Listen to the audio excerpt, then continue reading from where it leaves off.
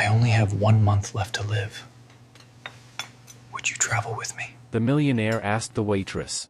That morning he barely said a word. Had he stayed silent, Emily would never have discovered what those tired eyes were hiding.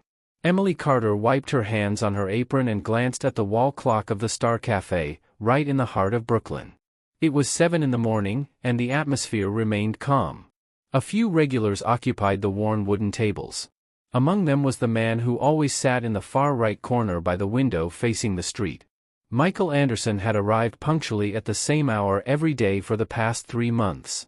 He ordered a double Americano, no sugar, and only ever said, "Good morning," and "Thank you." Emily figured he was a little over 30, though his face carried an older look, as if he bore an invisible weight on his shoulders. That October morning, as she brought him his cup, he wasn't gazing out the window as usual. His eyes were fixed on his trembling hands. "Your coffee, Mr. Anderson," Emily said, setting the cup on the table. Michael lifted his eyes, and she noticed something different. It wasn't fatigue, it was fear. "Emily," he said, and she was surprised he knew her name. "May I ask you a strange question?" Emily hesitated. In 3 months, these were the first words beyond a greeting. "Of course," she replied, adjusting her apron. Michael took a deep breath and whispered urgently, "If you knew you had only 1 month left to live, what would you do?"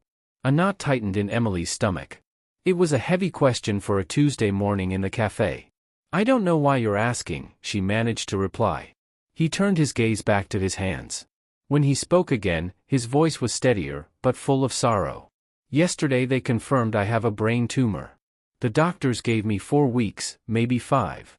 Emily's legs went weak, and she steadied herself on an empty chair. "My God," she murmured. "I'm so sorry." "There's no need to be," Michael answered, finally tasting his coffee. "The truth is, I want to ask you something that might sound crazy." Emily sat down, forgetting the other customers. There was a tone in his voice that froze her. "I have money, Emily, a lot of money. I inherited a company from my father 5 years ago, but I never cared about it. I left everything in the manager's hands and lived an empty life." He paused, as if to gather his thoughts. "I want to travel. I want to see places I've never seen, try food I've never tasted, meet people I've never known. I want to feel like I truly lived, even if only for a month." Emily wasn't sure where he was going with this. "That sounds wonderful, Mr. Anderson. I'm sure it will be an incredible trip." He looked straight into her eyes. "I want you to come with me." The silence between them felt endless. Emily could still hear the coffee machine and the quiet chatter in the background, but it all seemed far away. "I don't understand," she finally said. "These 3 months, seeing you here, made me realize something. You treat every customer as if they were special. You smile even when you're tired. You have something I never had, the ability to find joy in simple things." Emily's heart raced. "Mr. Anderson, I hardly know you, and you hardly know me." "That's exactly why," Michael interrupted. "I don't want to spend my last month surrounded by people looking at me with pity. I want to discover the world through the eyes of someone who can still be amazed." Then he pulled a card from his pocket and placed it on the table. "It's my assistant's. If you agree, she'll arrange everything, tickets, hotels, documents. You won't have to pay for anything, and you'll also have enough to live comfortably for quite some time when you return." Emily looked at the card, then at Michael. "And if I say no? Then I'll go alone, and you'll go on with your life. No problem, no resentment." The young woman picked up the card, feeling the weight of the decision in her fingers. "I need to think about it." Michael nodded, stood up, and left money for the coffee on the table. "You have until tomorrow morning. I'll be here at the same time." At the door, he turned once more. "Emily, I know it seems crazy, but sometimes life gives us only one chance to do something different." He left, while Emily remained alone, the card in her hand, knowing this decision would change everything. That night she couldn't sleep. She stayed on the small balcony of her apartment in Queens, watching the city lights and turning Michael's proposal over in her mind. She had never left New York City. She was born and raised there.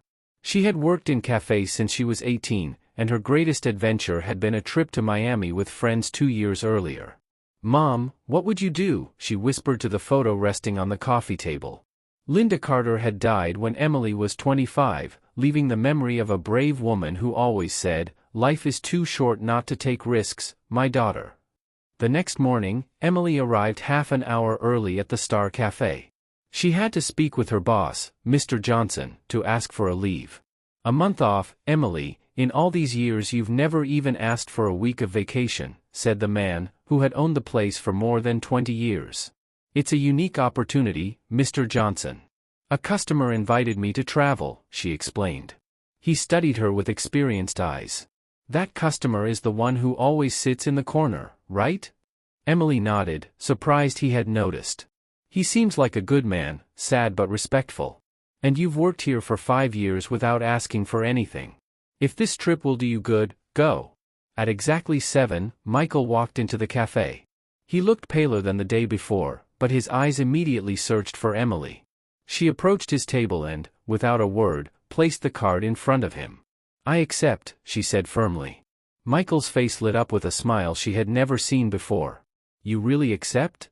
I really do, but on certain conditions. He gestured for her to continue. First, I want to know your story. If we're going to spend a month together, I don't want us to be strangers. Fair enough, Michael said. Second, I'll pay for my own meals. You can cover the hotels and tickets, but I don't want to feel like you're supporting me. Michael hesitated. Emily, I have more money than I could spend in several lifetimes. That's my condition, she insisted. All right. And the third? When you start feeling worse, when the illness progresses, we come home. I don't want you to spend your last days away from what you know just to keep a promise to me. Michael extended his hand. Deal. Emily shook it, feeling his strength despite the tremors. When do we leave? The day after tomorrow. First Paris, then Barcelona, Rome, and finally Santorini. I've always wanted to see the sea in Greece. Emily felt a rush of nerves and excitement. I've never been on a plane, she admitted. Michael smiled again. Then it will be a first for both of us. I've never traveled with anyone before. They spent the entire morning talking. Michael spoke about the export company he had inherited from his father and how he had spent the last 5 years existing without truly living. Emily shared her dreams of seeing the world and confessed that she had often imagined what it would be like to walk through distant lands. Why did you never travel before? Michael asked. Mainly because of money, and also fear. I always thought traveling alone would be dangerous, and I never found anyone who wanted to do it with me. He looked at her gently. Now you have someone. By late afternoon, Emily said goodbye to the Star Cafe, her coworkers, and the familiar customers. Some were surprised by her decision, others happy to see her with a new opportunity. Take care, young lady, said Mrs. Thompson, a woman who had tea every afternoon and always advised people to make the most of every moment. Outside, Michael was waiting for her. Would you like to have dinner with me? I think we should get to know each other better before the trip. Emily agreed, and they walked to a small restaurant on Fifth Avenue. During dinner, Michael talked about his solitary life, how he had never had a serious relationship because he was always consumed by responsibilities that didn't make him happy. And you, he asked. Have you ever been married? Do you have a boyfriend? She admitted she had had a few relationships, but nothing significant. The last man I dated said I was too simple for him, Emily said with a laugh, though Michael caught a hint of pain in her voice. Being simple is the most beautiful thing there is, he replied. Complicated is overrated. When they said goodbye at the door of Emily's apartment, she realized that, for the first time in a long while, she felt truly hopeful about the future. Michael, she said before he left, thank you for giving me this opportunity. Thank you for agreeing to be part of my final chapter, he answered. And Emily knew that this journey would change them forever. On Thursday morning, New York City's international airport was packed. Emily held a small suitcase, the same one she had used on her trip to Miami, while trying to steady her nerves. Michael arrived punctually at 9, just as they had agreed. He was dressed simply, though the quality of the fabric and accessories was clear. It was easy to forget he was a millionaire when they spoke in the cafe. Ready for the adventure? He asked, smiling despite the paleness of his face. Ready, Emily lied, butterflies fluttering in her stomach. During the flight to Paris, Michael explained the itinerary his assistant had prepared: 3 days in Paris, then 2 in Barcelona, 4 in Rome, and 5 in Santorini. And then? Emily asked. He was silent for a few seconds. Then we return home, and I prepare for whatever comes next. Emily held his hand. Don't think about that now. Think about Paris. The flight was smooth, except for a few bumps of turbulence that made her cling to Michael's arm. He laughed at her reaction, and Emily realized it had been a long time since she had seen anyone laugh with such sincerity. Paris welcomed them with a gray October sky, but that didn't matter when Emily saw the Eiffel Tower for the first time. She stopped in the middle of the Pont de Berhakim, completely in awe. It looks just like the photos, but at the same time completely different, Michael murmured, watching Emily more than the monument. What do you mean? In photos it's just a beautiful structure. In person, it has a soul. They stayed at a boutique hotel in the 7th district, in separate rooms, just as Michael had made clear from the start, I don't want you to feel uncomfortable at any moment. On their first day, they walked along the banks of the Seine. Emily tried crepes for the first time, while Michael recalled how his father had always dreamed of Paris, though he had never been able to visit. He used to say Paris was where people came to fall in love, Michael remembered. Not with another person, but with life itself. And what about you? Emily asked. Are you falling in love with life? He stopped and looked directly at her. For the first time in years, yes. The next day they visited the Louvre. Emily stood in front of the Mona Lisa for over an hour, trying to understand what made it special. I don't see what's extraordinary about it, she admitted. Maybe that's the extraordinary part, Michael replied. Sometimes what makes something special is that we can't explain why it moves us. That afternoon, in a small bistro near Notre Dame, Michael suffered his first crisis. A sharp headache and dizziness forced him to sit down. Emily asked the waiter for a glass of water and stayed by his side. Do you want to go back to the hotel? She asked, worried. No, Michael said once the pain subsided. I'm fine. It's just the symptoms the doctor mentioned. Are you sure? Completely. And thank you for not panicking. Why would I? Because most people get frightened when confronted with someone else's mortality, it reminds them of their own.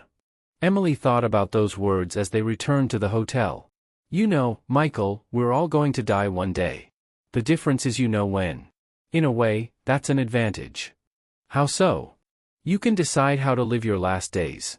Most people just let life pass without ever thinking about the end. On the third day, they went up the Eiffel Tower at sunset. The city stretched beneath them like a sea of golden lights. Emily, Michael said as he looked out at the view, may I tell you something? Of course. When I got the news about the tumor, my first thought wasn't about death. It was about the fact that I had never truly lived. She waited for him to continue. I'm 33 years old and I've never been in love. I've never woken up excited to start the day. I've never laughed until my stomach hurt, until I met you. I'm not saying I fell in love with you, he clarified quickly. I'm saying you showed me it's possible to fall in love with life. That's why these 3 days in Paris have been the best of my life. Emily's eyes filled with tears. For me too, she whispered. That night, they had dinner at a small restaurant in Montmartre. Conversation flowed naturally, as if they had known each other for years. Tomorrow, Barcelona, Michael said, raising his glass of red wine. Tomorrow, Barcelona, Emily repeated. Tell me from which city and country you're watching this video. I'll read all the comments, he added. When they returned to the hotel, Michael stopped at Emily's door. Thank you for these days, he said. The journey is only beginning, she replied. I know, but in case I don't get the chance later, thank you for making me feel alive. And Emily realized that, in some way, he was doing the same for her. Barcelona welcomed them with sunshine and the vibrant energy that characterizes Mediterranean cities. Emily woke up in the hotel to the murmur of the sea in the distance and, for the first time in years, felt fully present. At 8 in the morning, Michael knocked on her door with 2 cups of coffee. I thought you might miss your morning ritual, he said, handing her a cup. Emily tasted the coffee and made a face. It's definitely not like the one from the Star Cafe, she laughed. Nothing replaces home, Michael agreed. But sometimes it's worth trying new things. They spent the morning strolling down Los Ramblas. Emily was fascinated by the street performers, especially a young man who painted portraits with his feet. Michael watched Emily more than the shows, noticing how she found magic in the ordinary. You have a gift, he remarked. What kind? The gift of seeing beauty where others only see routine. Emily remembered something. My mom used to say life is like a kaleidoscope, the same light, the same bits of glass, but every time you turn it, a new pattern appears. It all depends on how you look at it. Your mother was a wise woman. She was. She died of cancer 4 years ago. Michael stopped. Emily, I'm so sorry. I didn't know. It's all right. She fought bravely, but sometimes bravery isn't enough. They walked in silence for a few minutes. Is that why you agreed to travel with me? He asked. Because you know what it's like to lose someone? No, she answered honestly. I agreed because I saw something in your eyes that first day. Fear, yes, but also hope, as if you still believed life could give you something good. That afternoon, they visited the Sagrada Familia. Michael was deeply moved by the grandeur of the work, while Emily remained quiet. What are you thinking about? He asked. Gaudi never saw his work completed. He kept building, knowing he wouldn't live to see the end, yet he continued day after day. And what does that tell you? That maybe the important thing isn't to see the end, but to know you contributed something beautiful. Michael felt something stir in his chest, a new and different understanding. You've always been like this, so thoughtful, he said. Emily let out a soft laugh. My mom used to say I thought too much for a waitress, but I believe every job has its dignity, and every person their own depth. That night they had dinner at a restaurant by the sea. Michael noticed the tremors in his hands were more frequent, but he chose to keep silent so as not to ruin the evening. Can I ask you something personal? Emily said as they shared dessert. Of course. Why did you never marry? You're handsome, intelligent, successful. Michael laughed bitterly. Because I never found someone who made me want to be a better man. Then he looked straight into her eyes. And now it's too late. Michael. It's not self-pity, Emily, it's the truth. I have less than 3 weeks to live.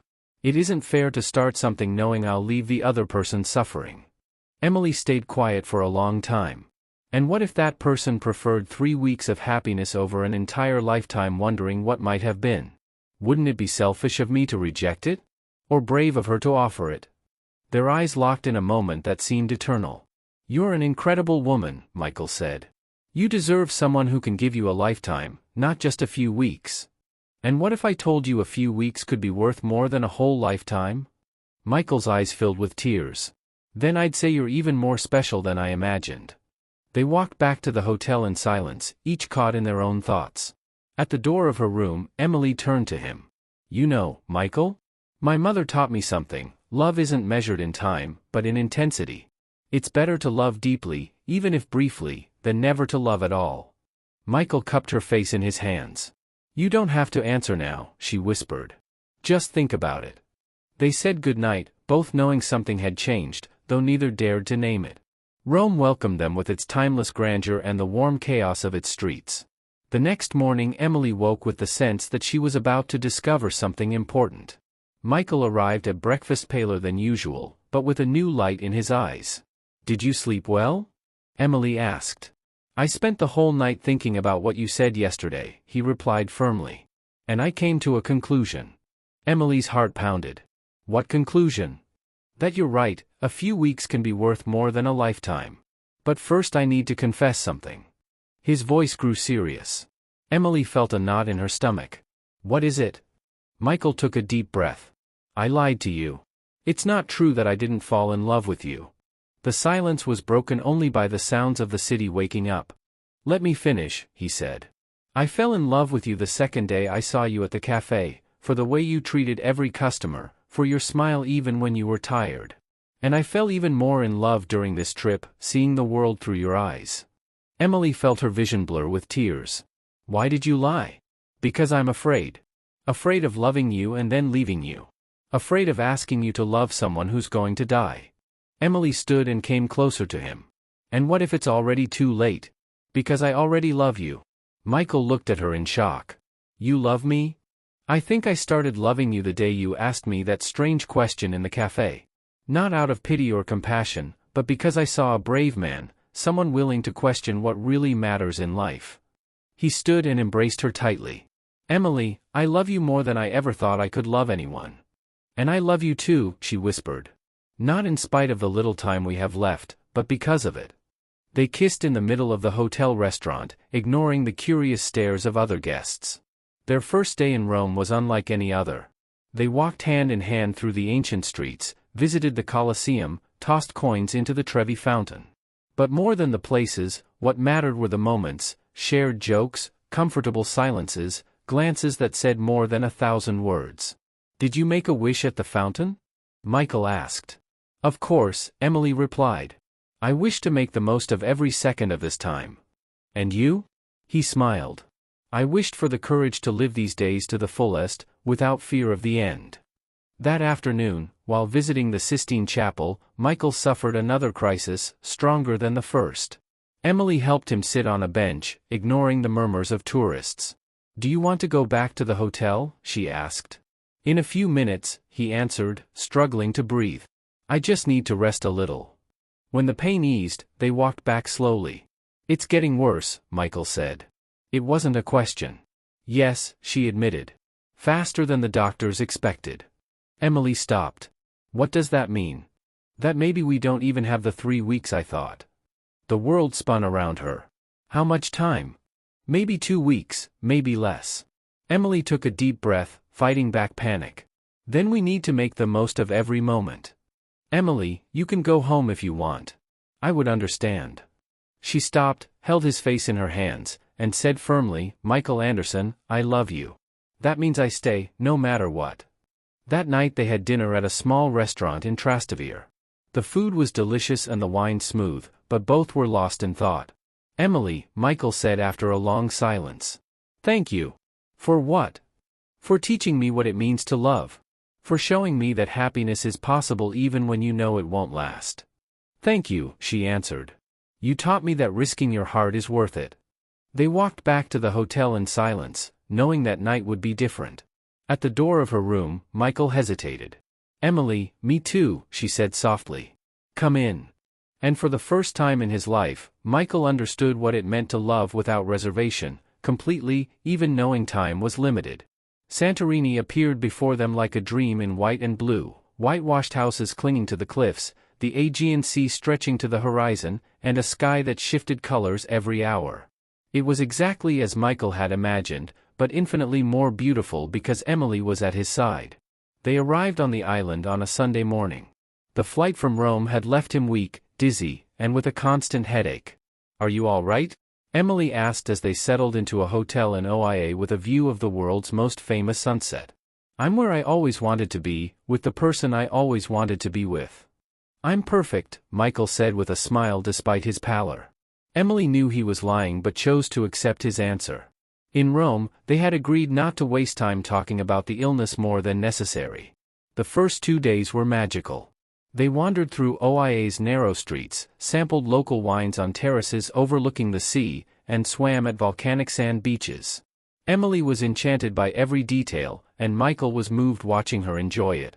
"Do you know what impresses me most about this place?" she asked during the third day's sunset. "What?" "That everything feels eternal and fragile at the same time. These cliffs have stood for thousands of years, but they could collapse at any moment." Michael gazed at her with admiration. "How do you manage to find poetry in everything?" "I think I learned it from you," Emily replied. "You taught me that beauty lies in what doesn't last." On the fourth morning, Michael woke too weak to get out of bed. Emily tried to hide her panic, but deep down she knew the moment they had both feared had arrived. "Maybe we should go home," she suggested gently. "Not yet," Michael answered with effort. "I haven't watched the Santorini sunset with you one last time." She helped him dress and called a taxi to take them to the highest point of Oia. He leaned on her with every step, though he insisted on walking himself. "Promise me something," he said as they slowly climbed the hill. "Anything. When I'm gone, don't stop traveling. Don't stop looking at the world with the eyes that made me fall in love with life." Emily swallowed hard, fighting her tears. "Michael, don't say that. I need to. Listen to me." They stopped at a stone bench to rest. "I want you to use all the money I left you to live. Travel, meet people, fall in love again." "I'll never fall in love again," Emily interrupted. "Of course you will. And when you do, remember that love isn't possession, it's freedom. I free you to love as many times as your heart desires." Emily's tears could no longer be held back. How can you be so brave? Because you taught me that bravery doesn't mean not being afraid, it means acting in spite of it. They reached the highest point just as the sun began to turn golden. Michael sat on a low wall and drew Emily close to him. "It's just as I imagined," he murmured. The sky was painted orange, pink, and violet. The sea reflected the colors like a liquid mirror, and the old windmills stood against the light. "Michael," Emily said softly, "thank you for choosing me for this journey. Thank you for accepting it." They sat in silence, watching the sun touch the horizon. "Emily," Michael whispered, his voice fading, "I'm here. I love you more than words can express. And I love you too, forever." The sun disappeared and the sky filled with stars. Michael rested his head on Emily's shoulder. "It was perfect," he whispered. "Yes," she answered, kissing his forehead. Michael closed his eyes with a smile.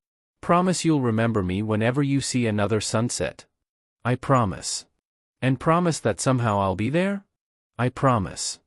And under Santorini's starlit sky, with the murmur of waves and the scent of jasmine, Michael Anderson passed away in peace, knowing he had lived more in 1 month than in all the years before. Emily stayed by his side for hours until the local authorities arrived.